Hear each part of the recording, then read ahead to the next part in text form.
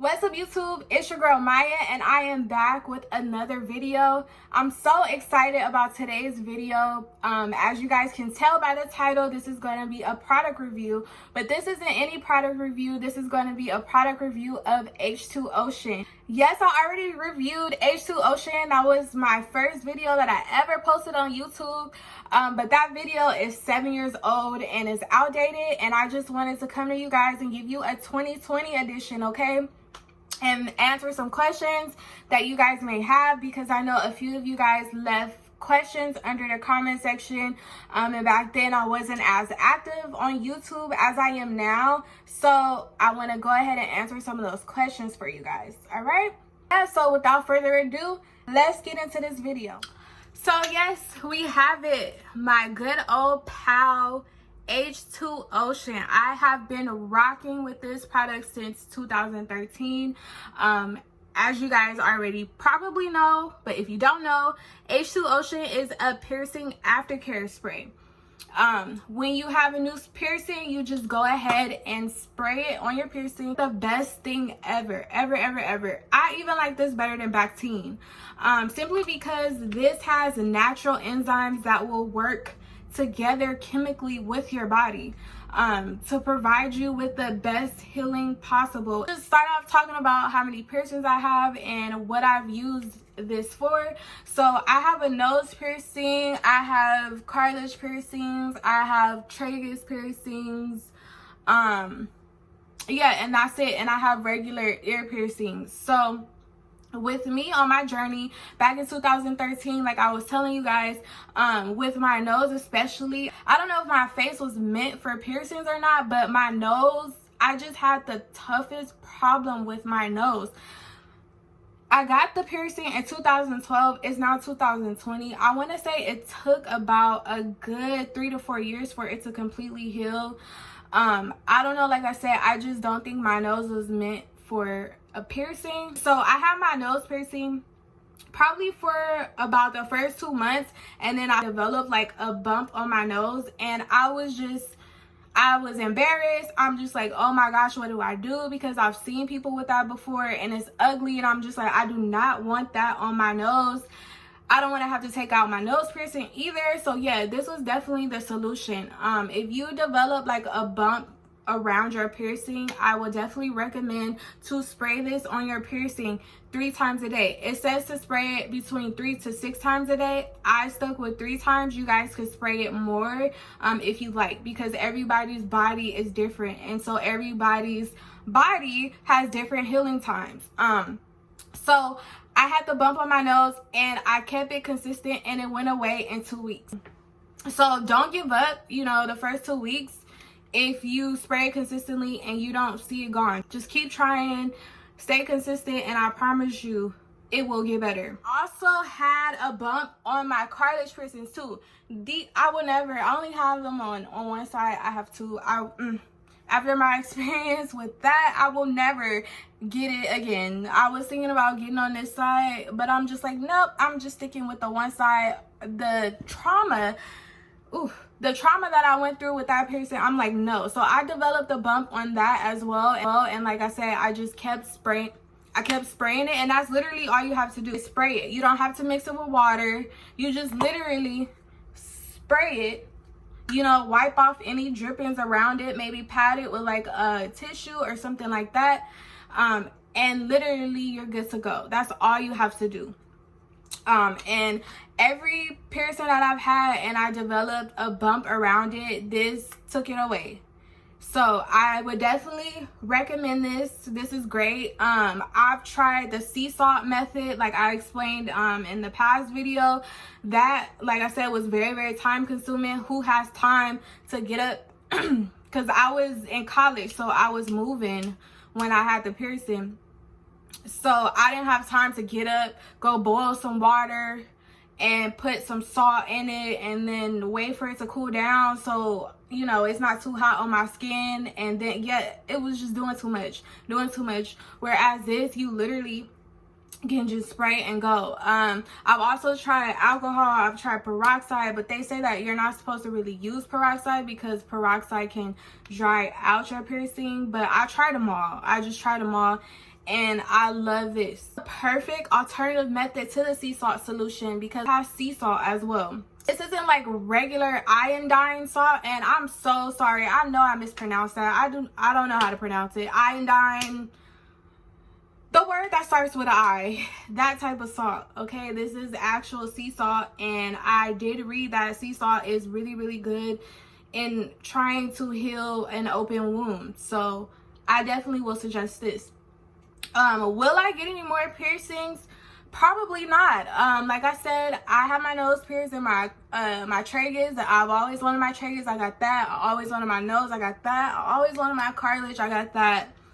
So I think I'm done. I'm not a piercing person. I'm definitely a tattoo person, as you guys, you know, can tell. Like, and they also have a tattoo aftercare kind of cream as well. Now I haven't tried that. If you guys have tried that, please let me know how that works. As far as tattoos, I plan on doing another video about that, but yeah, I use something totally different than H2Ocean, but I would like to know how that works to see, because I did read on the tattoo aftercare and they said that it helps keeps the colors vibrant. You know, when you get colors tattoos, you know, they could tend to fade, especially once they peel.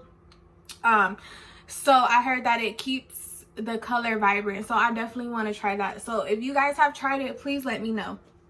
So yeah, and if you do have any more questions regarding this, regarding piercings, regarding healing or whatever, please feel free to let me know in the comments, and I'll be more than happy to answer any questions that you guys may have.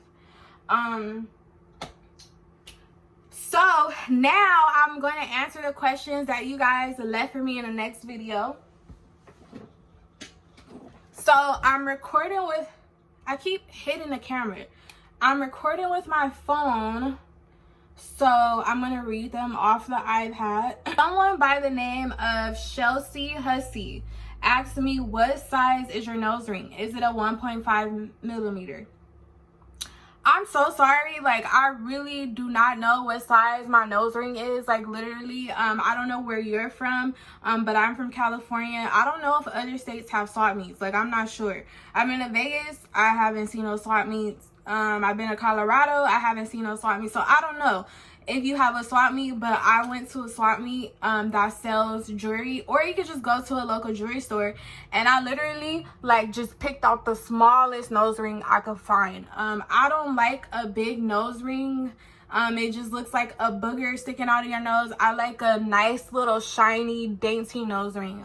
That's what I like. So I'm sorry, I don't know if it's a 1.5 millimeter or not. But I would just suggest, if you do like my size, just go to a jewelry store and just find the smallest nose ring that you can get, and it'll probably be almost identical to mine.